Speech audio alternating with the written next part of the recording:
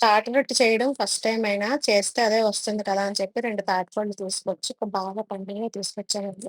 వాటిని బాగా క్లీన్ చేసి ఎండలో పెట్టానండి. 2 గంటలు మెత్తపడతాయని చెప్పి. అలా మెత్తపడిన తర్వాత వీటిని పైన తోలంతా తీసాను. ఒక 2 గంటలు కష్టపడి ఒక గ్లాస్ పీసుని తీసాము.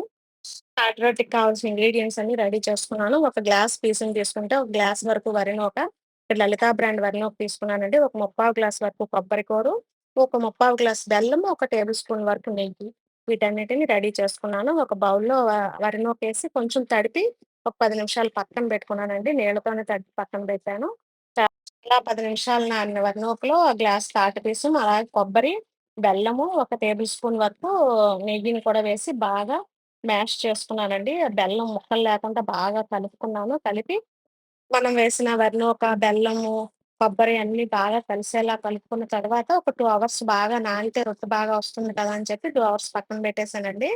2 అవర్స్ తర్వాత ఎప్పుడు నేను రొట్టె వేసి కళాయినే స్టవ్ పైన పెట్టి సిమ్‌లోనే పెట్టాను. పెట్టి ఒక టేబుల్ స్పూన్ వరకు ఆయిల్, ఒక టేబుల్ స్పూన్ నెయ్యి వేసి అది కొంచెం కాగిన తర్వాత రొట్టె వేశాను. నేను తయారు చేసిన పిండిలో సగం మాత్రమే వేసి రొట్టె వేశాను.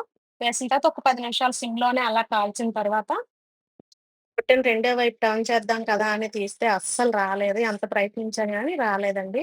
తర్వాత ఇంక అదలా పక్కన పెట్టేసి ఉన్న పిండుంది కదా! ఆ పిండిలో 2 టేబుల్ స్పూన్ల వరకు వరిపిండేసాను. వరిపిండేసి ఒక 10 నిమిషాలు నానిన తర్వాత మళ్ళీ కళాయి అంతా తోమేసి మళ్ళీ ఆయిలు, కొంచెం నెయ్యి వేశాక వరిపిండి కలిపాను కదా! అదంతా కూడా మొత్తము రొట్టెలా వేసుకున్నానండి. వేసుకొని ఒక 10 నిమిషాలు కాలిన తర్వాత ఇదైనా కరెక్ట్‌గా వస్తుందో లేదో అనుకుంటూనే తీశాను. అయినా సరే ముందు వేసిన రొట్టె కన్నా కొంచెం బెటరండి. చిన్న చిన్న ముక్కల్లాగా వచ్చింది. అస్సలు రాలేదు. ఎక్కడ పొరపాటు జరిగిందో తెలియలేదు.